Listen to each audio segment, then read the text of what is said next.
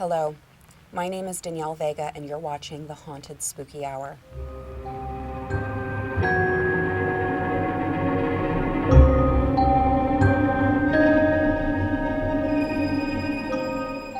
The following stories are allegedly true experiences sent in by readers. This next story comes from Jasmine. There was one summer back when I was about 11, when my Uncle John needed help fixing his roof. He isn't my real uncle. My grandmother and him grew up together, but he's always been there for me. I remember my dad taking my sisters and me out to Uncle John's house almost every day for the whole summer, trying to fix this roof. Neither were very handy. Every day my sisters and I would play in the yard with my uncle's dogs and watch my father try his best to fix the roof. Whenever I had to go to the bathroom, I would go through the back door, through the kitchen, and say hi to my uncle's mother, who I called Abuela, due to the fact that she was born and raised in Mexico and did not speak any English. I remember the first time I went into the house and saw Abuela sitting at the kitchen table, smiling at me. I said, "Hola, Abuela, ¿cómo está?" I felt very proud that my Spanish class was paying off and I could hold a basic conversation with my uncle's mother. The weird thing is, the second I acknowledged her, the smile on her face went away. She started speaking quickly and sounded almost panicky.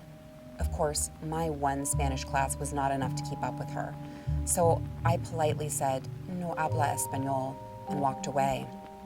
Every day I said hola to my abuela and quickly walked past her, afraid she would freak out on me again.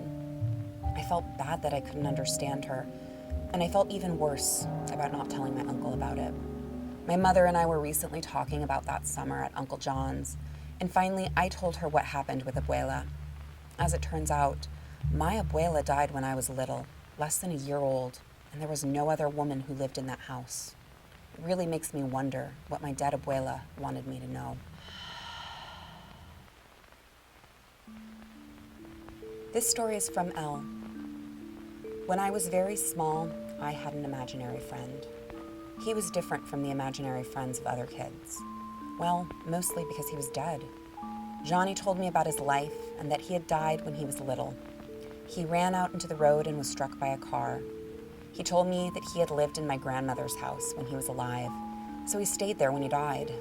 We had fun playing together, and then I grew up. I was told that imaginary friends aren't real, and I moved on with my life. Then, one day, my mother called me upstairs after school.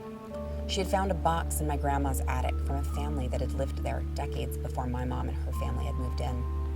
They had a son named Johnny, and he had been hit by a car in front of the house and died. There were telegrams from family members expressing condolences. There was a newspaper clipping announcing the funeral. There were cards and drawings that he had done. My imaginary friend had never been imaginary at all.